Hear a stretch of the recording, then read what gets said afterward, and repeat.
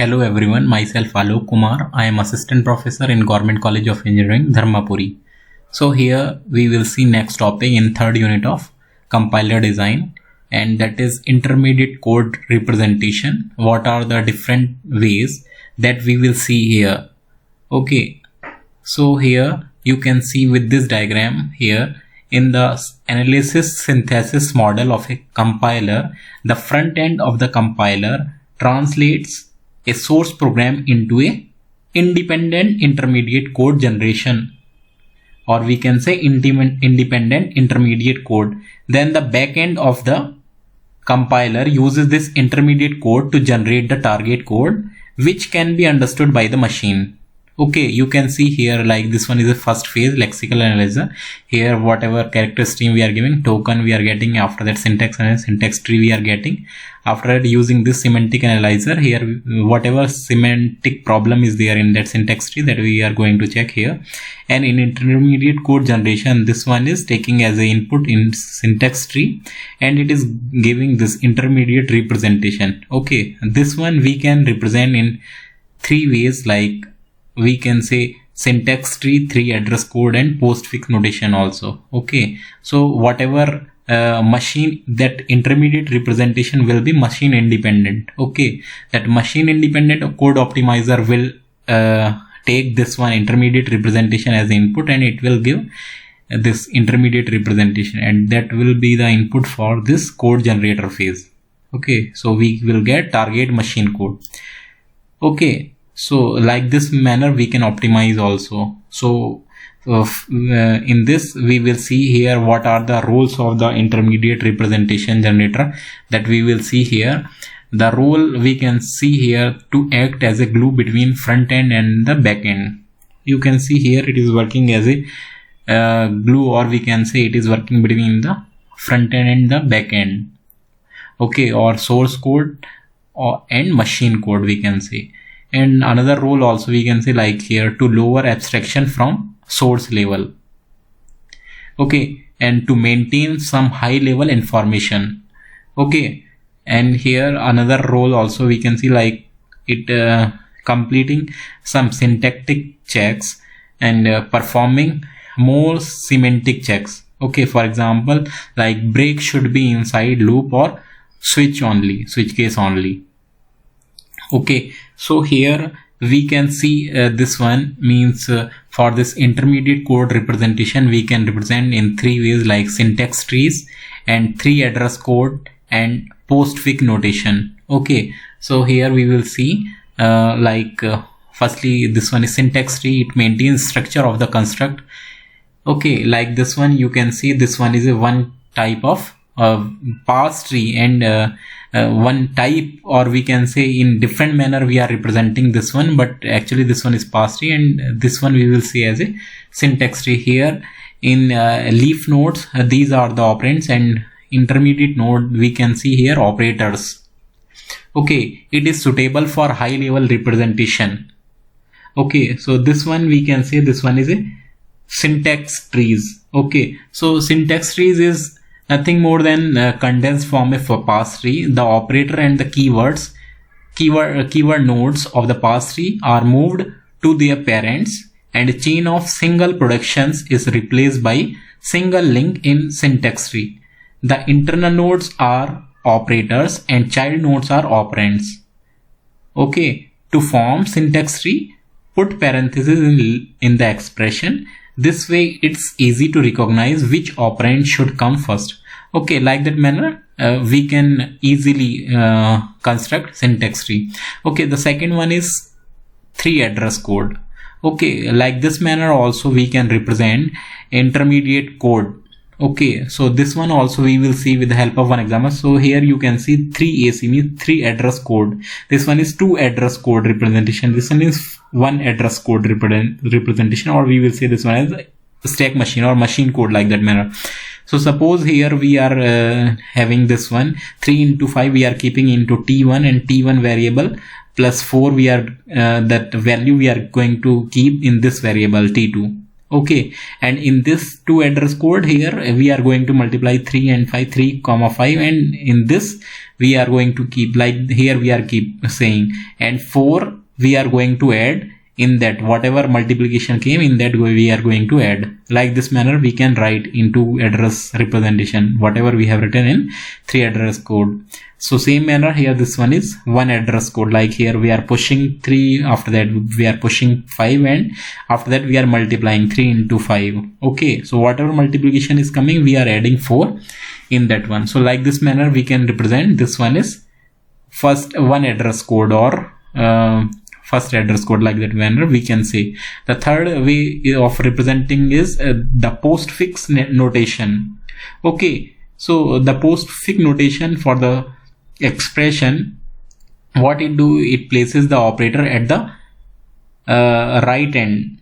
Okay, suppose we are taking one string, like we can say a plus b. So at the time what it will do, postfix notation for the string places the operator at the right end, and it will, we can say like ab plus for that string a plus b. Okay, so like this manner also we can represent the intermediate code. So here we will see here, this one is syntax tree and direct acyclic graphs. Okay, so whatever we are, suppose we are going to construct this syntax tree for this input string. Here this one is a plus a into b minus c plus b minus c into d. Okay, so here if you already know, like this plus and minus, these are left associatives. Okay, so here suppose this one we have multiplied, here also this one, so plus is left associative. So here we firstly we will add these two. Okay, after adding these two we will add this one in previous addition. Okay, so for that what we will do, if we are going to construct this one, so at a time this plus will be like this manner, and here this asterisk will come or a multiplication, and after that this minus and b minus c here we are going to calculate, and this one is d. Okay, after that this one, so here this plus and left hand side a will come, and here after that this multiplication and left hand side a and right hand side minus this b minus c will come. So like this manner we can construct syntax tree. And if we are making this syntax tree into direct acyclic graph, so at the time what we can do, already we have taken this one, we have found, so simply we can attach this one with this one. So here you can see directly we are going to attach with this one. Okay, so like this manner we have constructed this one as a direct acyclic graph also. So suppose we are assigning some numbers to these uniquely so that we can identify the nodes. So value numbering, suppose this same string and here uniquely identifies a node in directed acyclic graphs. Okay, suppose here this directed acyclic graph, here we are uniquely identify, we can uniquely identify a node. Okay, like numbering, we are giving a node with value number capital V contains children of numbers less than n. Okay, suppose this value 4 is having, so it will contain all the children's less than 4, like that manner. So thus an ordering of a directed acyclic graph is possible. This corresponds to an evaluation order of the underlying expression. Okay, for inserting L operator R, suppose here L and R both are children left and right, search for node OP, means here operator with children left and R right, means L and R. Okay, so like that manner, suppose we want to insert this one, at a time we have to search this operator and we can insert that left children, right children to that node. Okay, so after that this one is 3 address code. So an address can be a name, constant or temporary variable. Okay, so for assignment we will write like this manner. If we are writing 3 address code for a string, like assignment x equals to y operator z, like this manner also. Or suppose some assignment is like unary assignment, so x equals to operator y, and for copy we will write x equals to y. Unconditional jump we will write go to L. Conditional jumps we will write if x relational operator y, go to L. Okay, if this condition is true then we will go to L. Okay, parameters we will write param x. Okay, for function call we will write y equals to call p. Okay, indexed copy. So here we will write yi we are going to keep in x variable and y we are going to keep in xi variable. Okay, for pointer assignment we will keep the address of y we are going to keep in x like this manner, or here the value at y, here we are going to keep this one. So, and this one, the y value we are going to keep in this pointer x. Okay, so like this manner pointer assignment also we can do. When we will write 3 address code at a time, we can use all these based on our need. Okay, so now this one is 3 address representation. So here we can see these 3 address code also we can represent like triples, quadruples and indirect triples. Okay, indirect triples you can see. So this these quadruples means here like suppose string is like this manner, a equals to b into minus c plus b into minus c. So this one is unary negative, this one here also. So like this manner, suppose we want to calculate this one. So at the time how we will represent this quadruples. Okay, this one is also one form of 3 address code representation. So this one here we will write this one operator, argument 1, argument 2 and result.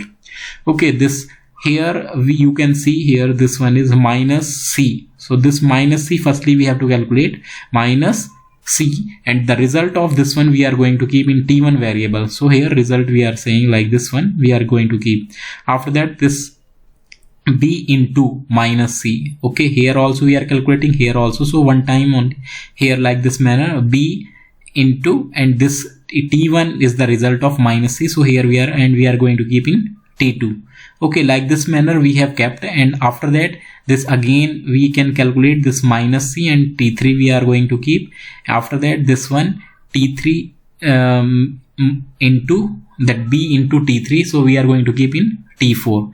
Okay, after that this t2 and t4, this t2 and t4 we can keep and in t5 when we will add. Okay, after that this t5 we can assign into a variable. Okay, so like this like this manner we can represent this one in quadruples. Okay, this one is and one more thing here, instructions can be reordered in quadruples, while in triples instruction cannot be reordered.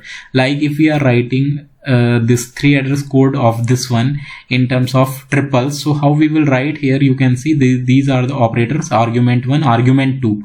Okay, so here result by default here we are saying this one, here you can see minus c. So this one is going to store in this, like we are saying index 0, and this one here b into minus c. So b into minus c, this one already, this 0 we are keeping for this one. So now this value is here it is going to keep in first index. Okay, this minus c again we are going to calculate, and this one we are going to keep in second. Okay, so this 3 will come, so 1 plus 3 here we will go, and it will be stored in 4, and 4 we are going to store in this 5. Okay, so like this manner we can represent in triples. Okay, for 3 address code. Now this one is 3 address code representation of, like here for indirect triples also we can write, like if same string is there, like here whatever we are doing in triples, just we can one difference is there in indirect triples, it can be reordered. Means whatever here numbering we have given, here we can reorder, we can give another numbering also. Like we are going to give here, previously it was 0 1 2 3 4 5. So if we are going to give here 2 3 0 1 4 5 also, so based on that we can change here.